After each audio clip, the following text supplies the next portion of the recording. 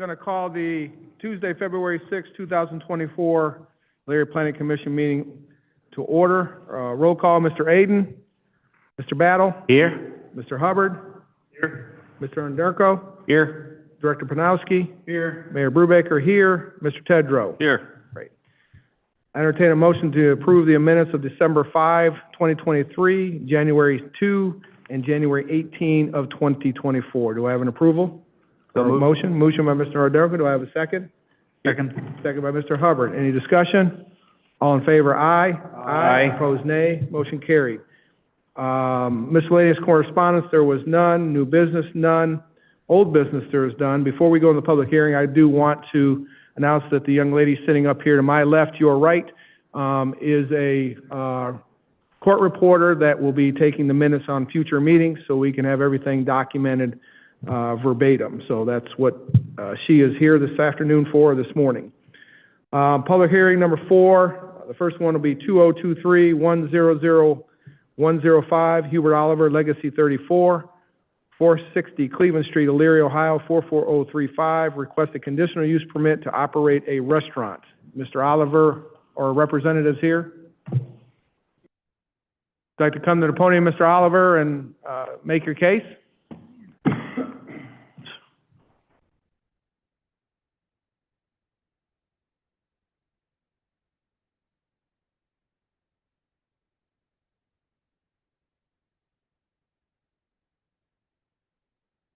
You would state your name and address for the record? Hubert Oliver, 1424 Faxon Place, Elyria, Ohio. Now, what questions that you want to ask me? Do you want to explain what your conditional use permit is for the committee and for the members of the audience, Mr. Oliver? It's for the restaurant and bar. That's what it's for. Okay. Anything else you want to add? Yeah, I wanted to get done. Okay. That's what I need to do. Staff reports, Mr. Farkas. Thank you, Mr. Chair. Thank you, Mr. Chair, through you. The proponent is requesting a conditional use to permit a seating capacity of 99 people for a proposed restaurant when the code only allows a maximum of 20 as per section 1156.02J. Section 1156.04C of the codified ordinance would permit a larger seating capacity via the conditional use process. My findings. 460 Cleveland Street is currently zoned business neighborhood district, the requirement to which can be found in chapter 1156. I have listed the requirements of the business neighborhood district for the board's use, of which does go into limitations specifically under the conditional use portion for restaurants with seating capacity greater than 20. Per the submittal, additional occupants of 99 people are proposed via the plan detail sheet C-S. Per the site plan provided, a total of 16 existing parking spaces are indicated. Per section 1156.10, of which defers to chapter 1175 governing parking, indicates the number of spaces required for this specific use. A restaurant requires 1 space for every 150 square feet of floor area. Utilizing the information provided, the floor plan consists of 4,216 square feet, thus requiring 28 spaces as per section 1175.06. I mention this for the board's consideration as the project, if granted the conditional use, will have to come back and get a variance for the parking. So I just wanted to put that out there for food for thought. The plan also indicates a proposed dumpster with a fence to be installed on the northeast corner of the site, but does not indicate the setback dimensions from the property lines nor the fence enclosure height. A possible variance will be required per section 1156.03 for dumpsters, etc. Recommendations. I will defer to the board's discretion regarding the request, as the current number of parking spaces provided thus far is less than what's required. And also a note that a separate building code approval process is required prior to any new work taking place. Thank you. Thank you, Mr. Farkas. I will stop here. I see Mr. Oliver's architect or design person is here. Is there anything you want to add before we proceed? You would state your... representative for Jay Kilby. Okay. Superintendent. Is there anything you would like to add? If so, please state your name and address for the record. It's Adam Dudziak, 228 West Bridge Street. Okay. Mr. Oliver? Yes, I do have my architect here, Okay. and he can explain a little better than I can. Okay. If you'd like to share your name and address for the record, please? Certainly. Craig Dixon, 1663 Settlers Reserve Way, Westlake, Ohio. Architect. Anything you would like to add to the project? I had a little difficulty finding a parking space out here, so I'm sorry. I caught most of what you were saying. Okay. And we are aware of the parking slight deficiency that's there, that we could park on the street. They did speak with some of their neighbors about sharing some parking spaces with them, because this would be non-simultaneous use. They would be there at night as opposed to the neighboring companies that are there. So they have talked to some people about that. Okay. Trash dumpster, that was the best place to put it, to be able to get the truck through or pick it up and drive out. Those are the two things that I heard. Okay. Ms. Scott, anything from your side? No comment. Mr. Snyder, engineer. No comments. Assistant Chief Gall? The fire department concern is about accessibility for our emergency vehicles. Belfield Avenue has parking just along the east side.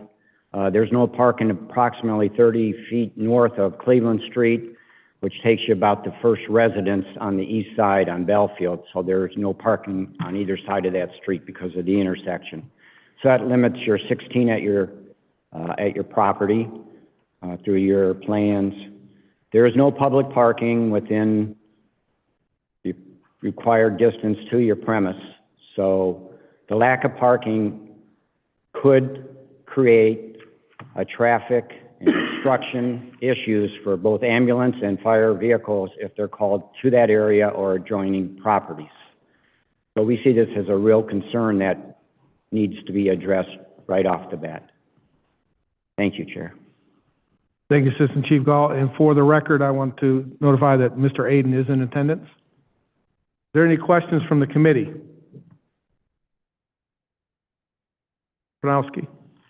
You indicated that you had conversations with other business owners in the area, but you didn't indicate whether they were in approval of you using their space when you're open and maybe they're not. I mean, what kind of options do you have other than the parking that comes with this particular property and the parking on the street?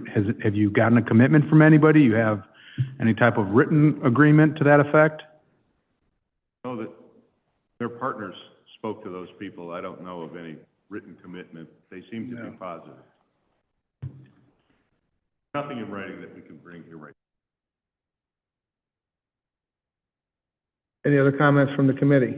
Questions?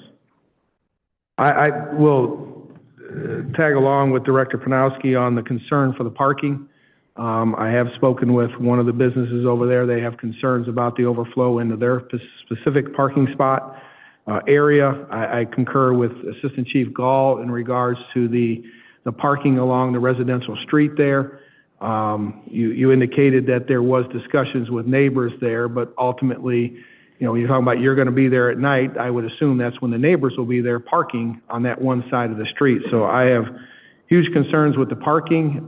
You stated that there was, Mr. Farkas said there are 16 current spaces and 28 spaces required, and the comment was made that that was kind of a minor or a bump. Actually, that's a significant number differential in parking spaces when you're looking at 99 people potentially being in this facility, and you are only required to have 28, and currently there are 16. So I do have concerns with the parking there. You also indicated, and this is the question that I have, is, and it piggybacks on the director, you don't have anything in writing from any of the neighbors or associated businesses that they would share those parking spaces. Is that correct? That's correct. That's correct? Yeah, that's correct. Okay. I would suggest that you, I mean, as far as we'll go to, actually, I'm going to table this, as a matter of fact. I'm not going to take it to vote because there's too many questions out there regarding the parking. I think there's some work on your end, Mr. Oliver, that you guys have to do in regards to the parking, considering what the Assistant Chief is saying, what the Building Department is saying. So we will table this until such time as that you can make arrangements on the parking or have discussions with other entities in that area. I think that's fair decision. Okay. Work on that. We will not put it on for the March agenda unless you're able to get the correct, or the information to our plan secretary, Ms. Tomsky, if you can, then we'll get you on March. Otherwise, we'll look at it at a future date. Okay? Any questions from the committee? Okay, very good. So we'll put this on the docket for a future meeting. Thank you. Hey, I have another question. Yes, sir. We need permits. We can get our permits. We would love to have those. Mr. Farkas? The demolition permit, Mr. Chair, through you, the demolition permit was issued per what was provided for the removal of some ceiling grid, carpet, tiles, painting, et cetera. Nothing has been officially submitted for review regarding the proposed restaurant use. So at this point, we have not received an application nor an approved set of plans for review. We just turned that stuff in, what was it? A month ago? We just turned that stuff in a month ago, so you should have that. Mr. Chair, through you, I do believe that was for the design review process submittal, showing us what the layout was. The conditional use request was for the restaurant proposal, which exposed the potential parking concerns. So at this point, we have not, to my knowledge, received that application, OBC, change of use application, which the architect can explain more if he wishes. So, Mr. Oliver, if you'd stick around after me, maybe have a conversation with Ms. Tomsky to see what she actually has on file and what they've received, so we get you the correct information on what you need to submit for your permits. Okay? Yeah. Thank you. Item number 2 on the agenda is 2023-100-109 Villas of the Valley, 1100 Gulf Road, Elyria, Ohio, 44035, requesting a conditional use permit for proposed residential planned unit development, R-PUD, in a residential multi-household low-density district, R-MHL. Is the proponent here? Mr. Corna, please state your name and address for the record. Robert Corna, 20575 Center Ridge Road, Rocky River, Ohio. And Angelo Corna with Villas of the Valley, 20575 Center Ridge Road, Rocky River, Ohio. We're before you today for a conditional use permit for our project at Valley of the Eagles. We've been here several times reviewing the process of planned subdivision, which we've submitted. And on December 5th last year, our conditional use expired after 1 year. We could not start construction for one reason. We weren't approved by Planning Commission, and we couldn't get a permit. So we were not able to start. So we're back here today to renew the conditional use permit that was approved by both Planning Commission and Council. One of the issues is from our last meeting was the turning lane. And at this point, we've revised our plans to make sure that the turning lane happens simultaneously with the project. So by the time we end up finishing all our undergrounds, will be done at the same time. In other words, the turning lane will be done when we're putting all the sewers and roads in for the subdivision. We did submit to you what you have in front of you. Angela, put that up in the engineering for the turning lane. There are questions that were to be answered by field measurements and some things that will happen. But as everybody understands that we're going to submit a complete set of engineered plans for final permit. This is, we need preliminary subdivision approval, but on final, we will have details of the entire project. One of the things that were in question is whether or not a retaining wall is needed. Both engineers that are involved with us have looked at it, don't believe it's going to be necessary, but they will confirm it with field measurements if they're going out and surveying. But right now, it doesn't look like we need to have any kind of retaining wall. So the plans that were submitted to you are pretty close to what's going to be built. The other thing is there were some conditions there's some electrical boxes that are along the street there. And we've contacted them in the past, and they already have plans that they're gonna move it. It's not gonna be in the way of construction. However, when we expand the turning lane, it'll be closer to those boxes. There will be a guardrail in front of it, but they have plans in place to move that box. So all the questions of whether or not it can be built have been answered. It can be built. We are not going to head east and go up the hill and disrupt all the work that was done last year to provide drainage for the road. We're going to provide land from the golf course, which will be the golf course land, be committed to make the turning lane wider, to provide for the turning lane. So that's pretty much what we're here today for, is to get a renewal of the conditional use permit that was approved in the past. Thank you. Thank you, and I do want to state that today's discussion is only for the conditional use permit. So I just want to make sure everybody understood that. Mr. Farkas, anything additional to add? No, Mr. Chair, I was going to make that clarity. The original application that was submitted last year in November was twofold: conditional use and a variance. I've adjusted my memo to just address the conditional use. I won't go through the memo unless the board deems necessary, but I will go right to my comments. I'm in favor of the petition as the conditional use request is identical to past submittals, and it's approved contingent. The conditional use and separate subdivision submittals are granted without any revisions. As past submittals came in, there was a cart before the horse scenario where they wanted to come in, get the conditional use, then get the subdivision and multiple variances, vice versa. To keep it clean, if the conditional use is granted, the next phase will be a variance request for the land use. They're exceeding 30%. If that 30% is granted, we can then go to the subdivision submittal, which will evoke road access, other questions, et cetera. Thank you. Thank you, Mr. Farkas. Ms. Scott, anything from Community Development? Through you, no additional comment. Mr. Schneider from Engineering? No additional comments at this time. Assistant Chief Gall? Through you, Chair, no comments. Any questions or comments from the committee? Any questions or comments from the audience? We did meet with Mr. Corner a couple weeks ago and his team, and I made it abundantly clear in regards to the turning lane that we weren't going to allow anything to be built there until that turning lane was in or simultaneously putting in. So I appreciate the fact that you are moving forward with that.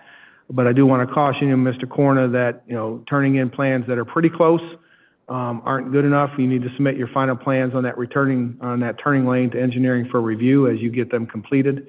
But I am in support of the conditional use permit as we move forward on that. So is there any other questions or comments from the committee? Seeing none, I'll entertain a motion to approve the conditional use permit as provided in the documents. Do I have a motion? So moved. Moved by Mr. Aden, second by Mr. Panowski. Any discussion? All in favor, aye. Aye. Opposed, nay. Motion carried. Thank you, gentlemen. Next item on the agenda is Mr. Chairman. Yes. If I may, point of order, you tabled 2023-100105, but you need a motion to do that. Thank you, Mr. Craig. Do I have a motion to table item 2023-100-105? So moved. Moved by Mr. Aden. Do I have a second? Second. Second by Mr. Tedrow. Any discussion? All in favor, aye. Aye. Opposed, nay. Motion carried. Thank you, Mr. Craig. Item 2024-100010, Cody Bruce, Ryan Holmes, 6770 West Snowville Road, Suite something or another. It doesn't show on here, but Brecksville, Ohio, 4141, request variance for section 114409 of the Elyria Codified Ordinance to the rear yard setback specifically for the purpose of a covered porch. Max variance is 7.64 feet of encroachment. Mr. Bruce, if you state your name and address for the record, please. Cody Bruce, 6770 West Snowville Road, Suite 200, Brecksville, Ohio. So I am requesting a variance to the rear yard setback for Phase 3 of the Ridgewater subdivision. We're requesting this because we'd like to offer a covered porch on the houses. That covered porch with the porch addition encroaches on 2 of the 4 house types that we're currently offering in the community. We've already sold about half of this phase, and we have a few sales pending if this approval goes through or not. We would say that it's about a 30% take rate in the community, so we're not looking at every house, but we are asking for a blanket variance because we're not sure which houses would go. And then in the future, if this would go through, we would also potentially ask for this on future phase. Again, looking at the same potential take rate of about 30% of the houses in the community with the rear yard setback. Again, the setback's a 30-foot rear setback. We're asking for 7.64 feet. That is the maximum currently on one of the house types, with the largest house type available on every other lot except for maybe 3. You're only looking at 7 feet. The bulk of those are abutting to either an open space or a rear yard of a lot within the subdivision. So we don't have many of those abutting against existing houses within the community. And then outside of that, the area that the covered porch would take in the rear yards could still be used for a detached deck or patio space. So the covered porch option isn't necessarily taking over a space that wouldn't be used for recreation for the homeowner. It's just that the addition of the roof line off the house is creating the setback issue. We'd like to tie that in to the mortgage with the homeowners. That's what we're seeing with the buyers. It allows them to tie that in, allows us to complete the house with them. We're doing all the yard landscaping as well, so when we complete the porch and covered roof section, we're completing that, the yard, and the homeowner gets a complete product when it's completed or finalized. And then the city also gets the additional tax revenue based on the sale price of that house increasing because of the addition of the rear porch. So we feel that it's a win-win overall. And I'll entertain any questions or comments. Mr. Farkas? Thank you, Mr. Chair, through you. The proponent's requesting a blanket rear yard variance for sublots 95 through 136 regarding multiple proposed rear covered porches in the sublots mentioned. The plans indicate the most severe encroachment into the required 30-foot yard setback is sublot 130 at a proposed setback of 22 feet 4 inches. The remaining sublots indicate a proposed rear yard setback of 23 feet and a few are slightly less. As a note, the site obtained a conditional use for a cluster use development in a residential medium density district. What that means is they were permitted to build a lot more homes, basically densely compact the structures to put it in the subdivision, and they received approval. I've listed the residential findings for your use in regards to the multi-density, what it originally was. I've also listed the conditionally permitted uses and the setback requirements for that subdivision. I've even put on my memo the definition of the rear yard setback, specifically what the intent of the zoning code is. It was intended for unenclosed open porches, steps, pavers, terraces, etc., may project into the required rear yard not exceeding 5 feet. The code was very specific to uncovered porches, decks of that like, meaning it established nothing shall penetrate that area unless you get a variance. This proposal goes beyond that exception for structures without a roof, but now is proposing with a roof to be much further than that accepted requirement. I wrote in my recommendations, the variance requested encroachment into the required 30-foot rear yard setback ranging from the largest of 7 feet 8 inches to the least at 2 feet 8 inches. It should be noted that the codified ordinance does not grant exceptions for structures to project into the required rear yard, but limits them to 25 feet, as they must be unenclosed and uncovered. Staff recommends the petition be denied as a majority of the enclosures exceed the requirement listed and would set a precedent if approved. I would also like to add, this particular subdivision, when originally submitted to Planning Commission, was a cluster use. Mr. Yost, the developer at the time, asked for a variance to have a couple more buildings in this subdivision, which increased the density more. It was 5 units per acre. Bob wanted to do, if memory serves, 7 units per acre. That affects the overall percentage of open space for the entire subdivision. Now, per the cluster development requirement, the open space area has to be 20%. What they submitted per the plans is they offer 40%. Now, that was the original submittal before Bob increased the density and now proposed rear additions that progressively will reduce that number of open space. There's no way for me to tabulate, gentlemen, what that would be, because I don't have that before me. But every one of these they build, it will reduce the original approval less, and less. Just food for thought. Thank you, Mr. Farkas. Ms. Scott? Through you, no additional comment. Engineer Schneider? Engineering has no comments.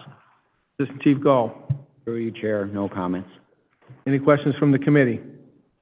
Mr. Anderko? So, was there any, just thought put into the actual size? Is there a reason it needs to be that, that length and width? Could we be closer to what, would be closer to what the variance allowed? Or how did you settle on that size specifically?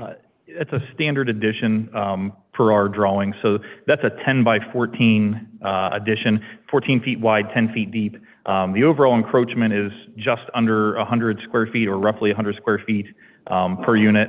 So it was just based on the current offering that we have, the standard offering that we have for that house. Again, a 14-foot wide, 10-foot deep covered deck or covered porch section off the rear of the house. Anything else, Mr. Anderko? Any other questions from the committee? Yeah, I like them. Mr. Tedrow? What were the measurements again? It's covering a slab, correct? It's covering it could be a slab, but no, in this situation, it's a porch or deck. So it's composite material, decking, 14 feet wide, 10 feet deep. Structurally attached to the home itself? Structurally attached to the home, foundations on the exterior portion for the posts. Right. And, would not count as part of the square footage of the home, correct? Or would it? I don't believe so, but It adds to the square footage of the home? Yeah. Mr. Chair, through you, any structure you build, attached or detached, contributes to the total yard lot coverage. Gotcha. Thus, my comment of concern of adding these one at a time per building will add up. I got you. One more time, the measurements of the slab in the cover? 14 feet wide, 10 feet deep. 10 feet off of the house, 14 foot wide. 140. And again, it's roughly 140 square feet. Yeah, and the encroachment portion of that's only 7 feet. And also, just to make sure I clarify, this is for one of the two house types. There is a second house type that offers this extension. It only needs about 3 feet. So when I mentioned we have 4 house types in the community that we're selling, 2 of which don't need the variance, 2 of which would. Out of the 2 that would need it, only one of them needs it for the 7 feet. The only other one would only need it for 3. So there is one that would only cover the 3-foot setback variance, or 3-foot setback variance. But we were requesting it for 7 to cover both units. Any other questions? Mr. Farkas, so I understand this correctly, the roof line is attached to the house, which was invoking the need for the variance. Mr. Chair, yes, either attached or detached. If this, for instance, was a shed of the same size and it was proposed to be in the backyard, 3 feet from the property lines, we would not need a variance. But since it's attached, it's protruding into that required setback of which the code does not permit. Okay, so then my follow-up question, if this was not to pass and they have this 10 by 14 slab, deck, whatever they chose to have, and the homeowner decided a year from now to put a roof over top of that did not attach to the roof, what would be required? That would require a separate review per site via the application submittal process. Attached, right now it's proposed attached with a roof. So the code considers that as part of the building and it can encroach into that setback. If it's a shed, per se, detached but placed right against the home, it's technically not attached. Therefore, it doesn't have to meet that requirement setback of 30 feet. So to rephrase my question, if someone were to build this house without the variance, and a year from now they decide they want to cover their porch and they put 4x4s up, they come with a building permit and put a roof that is not steel, but it's not attached to the house, that would just require a building permit? Yes, sir. That would require a permit and potential variance for yard lot coverage, but not setback. Okay. Thank you. Any other questions from the committee? Mr. Tedrow? Yes. Okay, so not talking about the overhead, but just talking about the slab itself. Is that gonna be installed regardless? And we're just trying to get the roof? I mean, is the slab a part of the construction? No. All So right. this is an option that the buyers have to build during the time of construction. So tying the addition of a deck, a covered, we'll call it covered deck. For the most part, it's gonna be a deck. There probably isn't going to be any concrete patio section. So it's most likely gonna be a covered deck portion. And this is to tie it into their mortgage up front, so the buyer isn't having to put one in later. And as the mayor said, the potential later for a homeowner to come in and put up a pergola or something, I'm gonna say unsightly, but something that doesn't mesh with the community look and feel. Yeah, I would be in agreement that having it attached at the time of construction and at closing would be a way better option than coming back a year or two later, going through the process and having something that's not attached to the building. That's just my thoughts, but that's all. Thank you, Mr. Tedrow. Mr. Aiden? So, there's other properties and other housing designs where you can fit that in without a variance, correct? There are two other house types that. Other house types? Yes. Oh, so I have a problem with making everything denser and denser and denser and denser, and that seems like what we've been doing in the city for the last few years. That's just my opinion. Okay. Thank you, Mr. Aiden. Any other comments from the committee? Anyone from the audience have any comments? Seeing none, since the proponent has asked for this, I'll entertain a motion to approve the variance as requested. Do I have a motion? Moved by Mr. Tedder. Do I have a second? Second. Second by Mr. Hubbard. Any further discussion? All in favor of the motion, signify by aye. Aye. Aye. Opposed, nay? Nay. One nay? 2 nays. 2 nays. Motion carried. Thank you. Thank you. Mr. Mr. Tom Aiden and Chris Pianowski. The next item on our agenda is 202410011 K. Hovanian Homes, 3296 Columbia Road, Richfield, Ohio, 44286. Request a conditional use permit for Riverfield Reserve Development on Indian Hollow Road. Proponent here, please state your name and address for the record. My name is Dale Haywood, 371 Loyola Drive, Elyria, Ohio.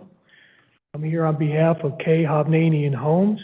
We're requesting a conditional use permit for the Riverfield Reserve subdivision. The conditional use permit was originally approved by the city in 2022, and we find ourselves with the clock having expired, and we'd like to have that renewed so we can proceed with this project. The application before you today is identical to what was previously approved, all the way, in fact, through preliminary subdivision approval. Okay. And I'd be happy to answer any questions you may have. Thank you. Mr. Farkas? Thank you, Mr. Chair, through you.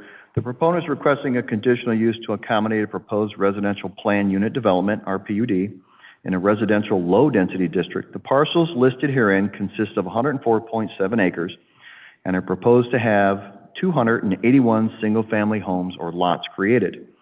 It should also be noted that the conditional use request was denied at Planning Commission on 5/3/22, but was presented to council the following month and was ultimately passed via ordinance 2022-91 on 6/6/22. Subsequently, the new subdivision submitted to Planning Commission was granted on 7/5/22, public hearing number 4. I've listed my staff findings regarding residential low-density district just for the board's use. I will jump down to my actual recommendations as this is a repeat. And after reviewing it, nothing has changed. I am in favor of the petition as I was last time. Thank you. Thank you, Mr. Farkas. Ms. Scott? No additional comment at this time. Engineer Schneider? No comments. Mr. Chief Gall? No comments, sir. Any questions, thoughts from the committee? Any thoughts, questions, comments from the audience? Well, we'll give it a whirl. How about that? Give your name and address for the record, please.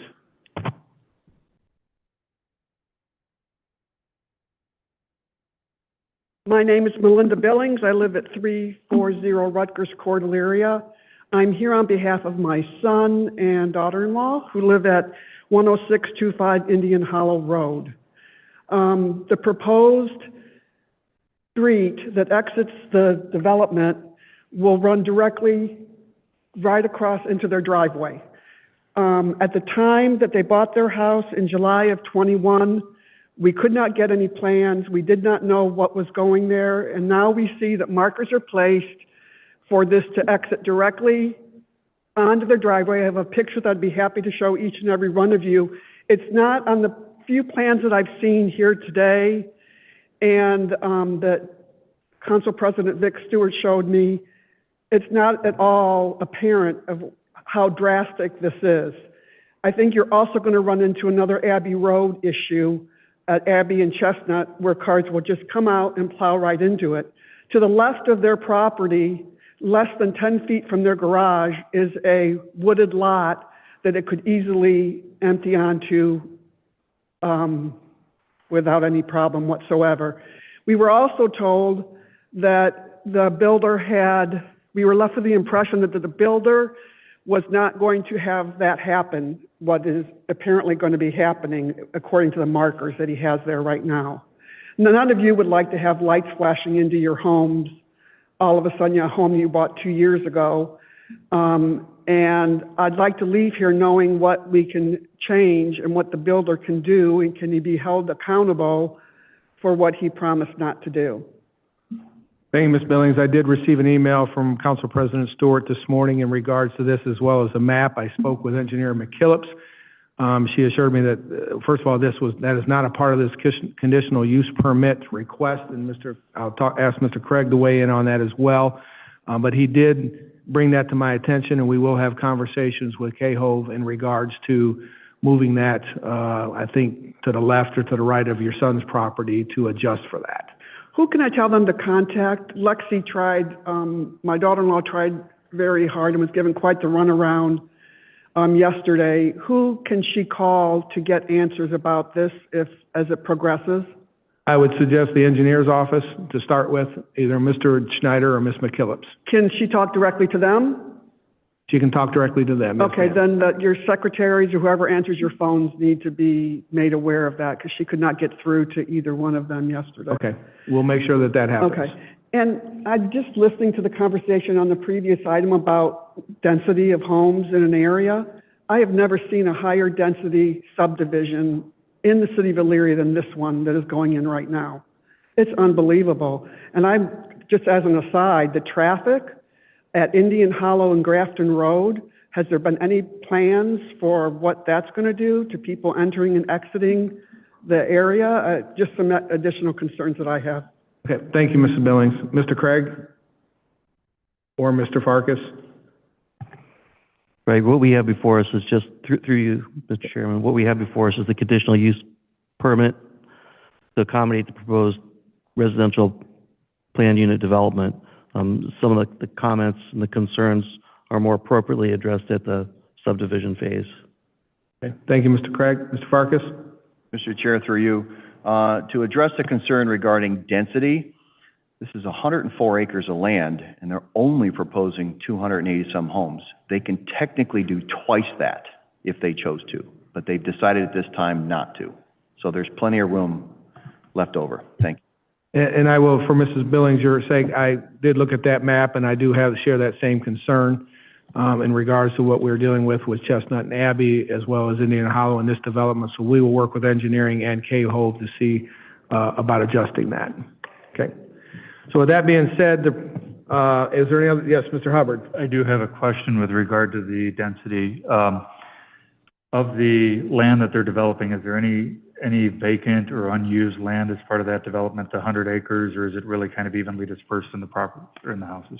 Mr. Chair.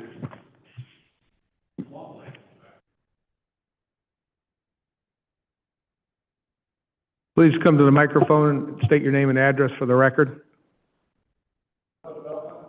You're more than welcome to.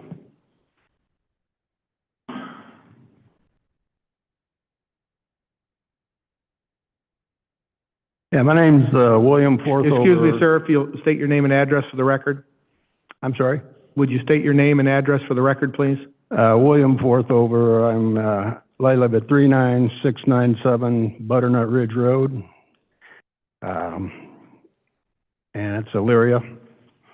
I'm the trustee for Arrowhead Lake, and, we're right on the southern, line of this proposed development, and we own about 1,600 lineal feet.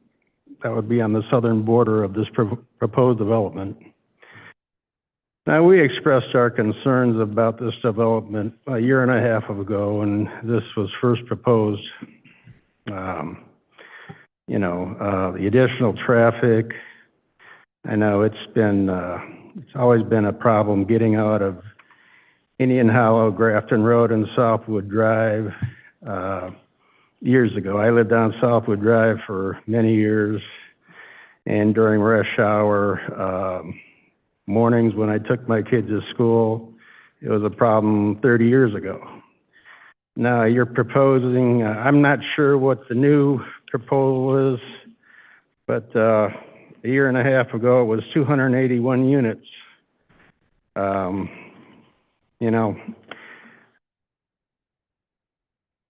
That's a lot of vehicles you're adding on to Indian Hollow and Grafton Road.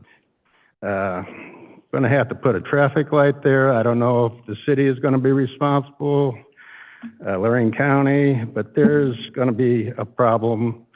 We've got a problem over there on Chestnut Ridge and 57, and you just keep adding to it. But that's just my opinion. We've got a lake there.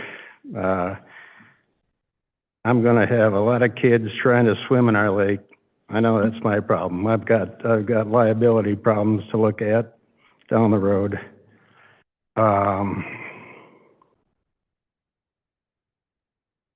I just think 280 units, I don't like the concentration, but I understand. I've been a builder. I've built in the city, built all around Lorraine County my whole life. I understand the nature of the business.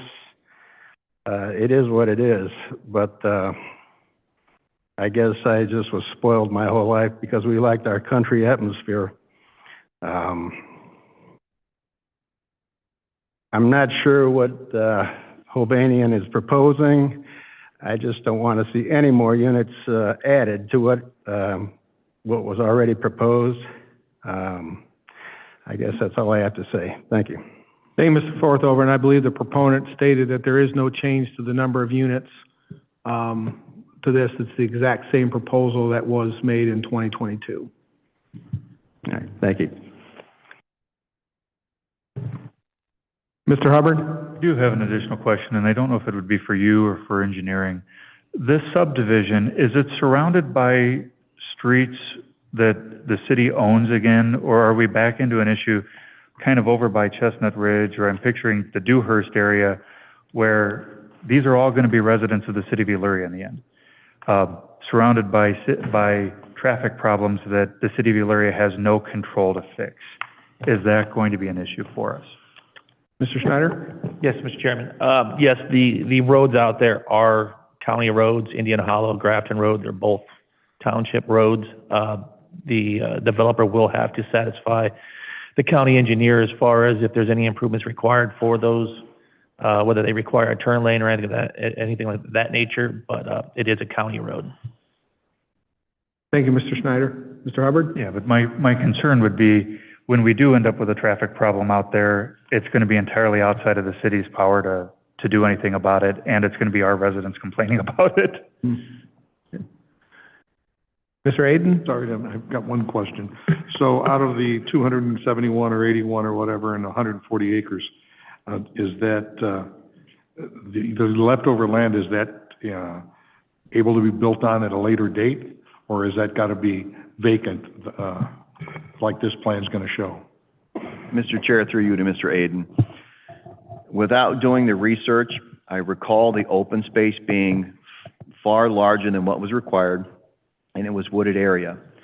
Since the subdivision was approved, if they make any changes, it has to come back to this format to be reheard, redigested, and then voted upon again. Thank you, Mr. Farkas. Good? I guess I didn't mean any changes to this one. I'm talking about 5 years from now. Same thing? Yes, Mr. Tedrow? This is for the K. Hovanian representative. Can we have the exact amount proposed, the exact number for the housing?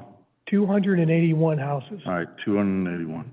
And then, my other question is, how far along in this development process are we? Are you in the land clearing?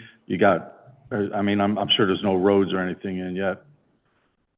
At the very onset, we're in the entitlement phase, which we received in 2022, conditional use permit approval and subdivision approval. And before we turn a shovel full of dirt, we need to get the conditional use permit reapproved.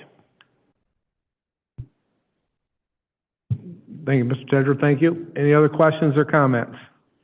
Anyone else from the audience? Come on up, state your name and address for the record, please. Hi, my name is Trafton Thompson, and I own property at 2025 Grafton Road. And I just recently learned of this. I just purchased the property within the last year and a half. And so my concern is, I don't know how far along things are, but it's just about the traffic on Grafton. And so I didn't know where proposed traffic lights were going to be, or I was looking at the map and I saw that there was a couple of Grafton Road entrances. And so just wanted to kind of get an idea of whether or not there was going to be an expansion to the road or any types of street lights or anything to address the considerable additional traffic. Thank you. Mr. Schneider, you reiterate what you had said earlier. The Grafton Road, Indian Hollow Road are both township roads. The developer will be required to satisfy the county as far as what improvements they require for that. I don't know if there was anything other than a possible turn lane on Grafton Road. I would guess Dale could respond to that. I don't believe traffic lights are going to be warranted for this, as well as there will be street lights in the development itself, but not necessarily outside of the development. There'll be two entrances off of Indian Hollow Road and one off of Grafton Road. The Grafton Road entrance requires widening of Grafton Road to accommodate a left turn lane into the development. And we've coordinated that design and aspect of the project with the county engineer's office, who has jurisdiction over that matter. Thank you. There was one other individual. There you are. Again, state your name and address for the record, please. Anthony Miller, 1998 Grafton Road. Finally, I think we finally hear everybody is tired of this housing developments being so densely compact. I mean, we could touch fingers and we could touch each other's house. That's too much. And we have one right now, and they're going to put one right across the street from us now. Grafton Road is already a problem. Nobody controls it. There's no one speeding there. When I first bought the house 3 years ago, someone got hit riding a bicycle right there. And we're going to add hundreds more cars in here. And I know what you guys are going to say. Oh, that's the county road, not our problem. Trust me, we've heard it last year. We were here at every meeting in 2022. I would like to know, is the city's intent to put this meeting in a date and time when not many people can join? I'd like an answer. Yeah, Mr. Craig? Because last time it was like at the end of the day, in the evenings, and there was a lot of people here. So is that the intent? Through you, Mr. Chairman, no, these meetings are set at regular times that throughout the year, not dependent upon issues. But also in 2022, it was kind of a joke from K. Havanian that were like, hey, it was the beginning of summer. Let's just get this hurry up and get it done with. So let's not keep pushing it down the street, kicking the can. And they just quickly pushed it right through. They made the decision before they even got here. It's also the city engineer had a problem with the code last time, and also the chief of police, or the chief of fire had a problem with the variances, not being able to get ambulances, fire trucks through the roads. You already are having this problem, I believe, in other, developments. Is that true? I'm not aware of that, no. Interesting. I guess, would it be able, we able to say, if we do approve this development, that in no way, shape, or form, any other housing can be added to this property? This is just a conditional use permit to allow them to proceed. This is not the subdivision plan where all that will come into play. Also, I believe on ordinance 1183 that the development is supposed to be in line with the surrounding properties, Mr. Craig? and it's definitely not, because we are about 1 acre per household in our area, and we are all Carlisle Township. So this is going to be an Elyria development around all of us. We intentionally bought this property to live in a rural area, not in a subdivision.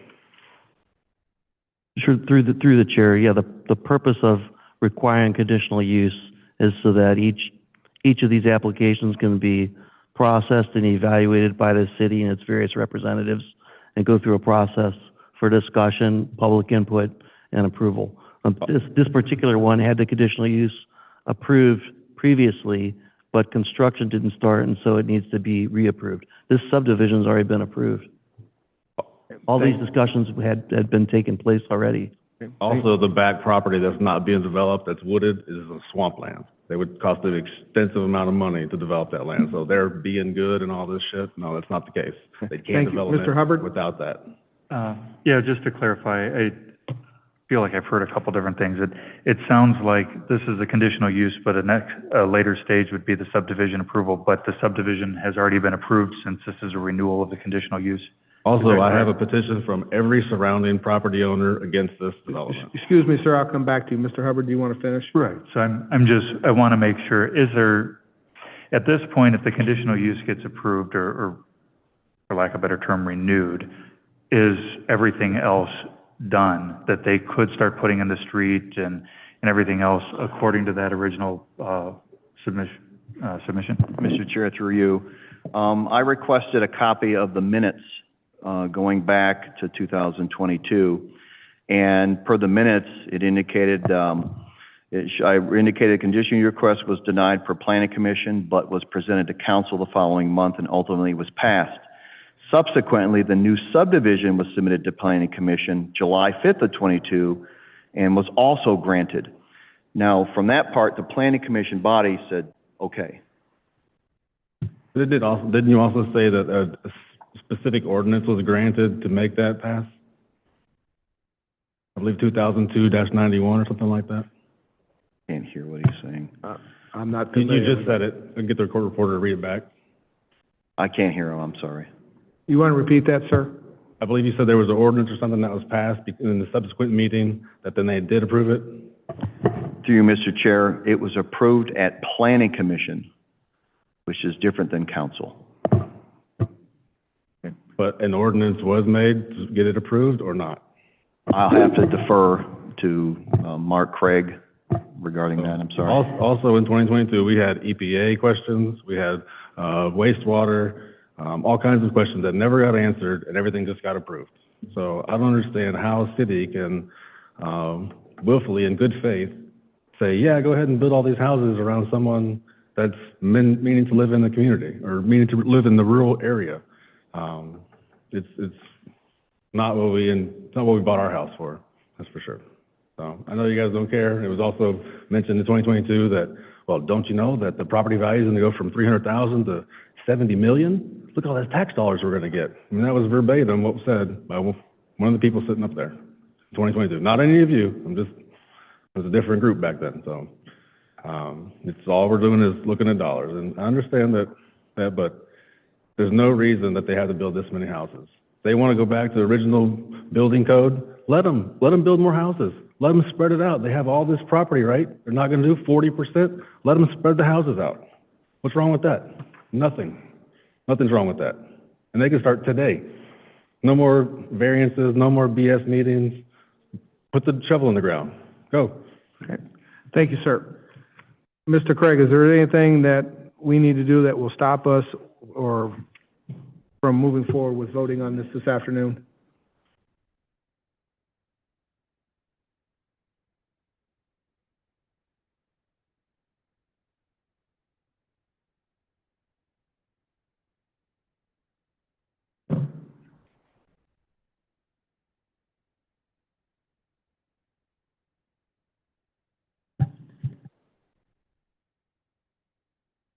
What was your question again? Sorry. Is there anything that was stated here that would stop us from moving forward on this vote, or would it be pertinent to table that until we have some questions answered? I mean, it was approved originally in 2022, so. Right, there was, in according to the meeting minutes, there was a motion to establish the new subdivision consisting of the two parcels. There was some discussion about the exit, the location of the exit being changed due to residents' concern. As far as what's before the planning commission right now, I don't see any reason to table it. There's nothing that no additional information that you could get that would change what you're approving today. Okay. Thank you. Any other questions from the committee? Seeing as how there's none, I will entertain a motion to approve as requested from K. Hovnanian for a conditional use permit. Do I have a motion? So moved. Moved by Mr. Tedder. Do I have a second? Second by Mr. Battle. Any further discussion? I just have one question. So just to tag on to Mr. Hubbard, does that mean that we're just approving the conditional use, but anything else that's concerned with this development, even though it was approved in whatever, comes back before us, or are we approving everything that was reapproved back then? Mr. Craig? Through the chair, planning commission has already approved the subdivision, and so the conditional use expired. They had to apply for the conditional use again, and so you're now approving the conditional use. The subdivision plan's already been approved by this body, so that would not be coming back to here. Now, I'm not sure the status of it, whether it went to full council and was whether they've approved it or not. That I don't know. Any other questions? If not, all in favor, aye. Aye. Aye. Aye. Opposed, nay? Nay. One nay, Mr. Hubbard, and Mr. Aiden. Two nays, motion carries. Thank you. The next item on the agenda is Planning Commission cases. There are none. Summary reports for design review applications have been approved by design review staff as indicated. Ms. Scott, is there anything relative to that that you need to speak to? Through you, everything's, described here on the agenda, as to what we approved in-house. Overall, it was just one sign and 4 projects other than signs, over the past month that were reviewed and approved. Okay, thank you. Any other staff or commission reports? Seeing none, I'll entertain a motion to adjourn. Do I have a motion? So moved. Moved by Mr. Aiden, second by Mr. Pronowski. Any further discussion? All in favor of adjournment? Aye. Aye. Aye. Opposed, Aye. nay. Motion carried. Meeting adjourned. All right. That's the problem. That's the problem with the letting these things expire. We gotta go through them again, and then we gotta go through all of them. Sorry. Right.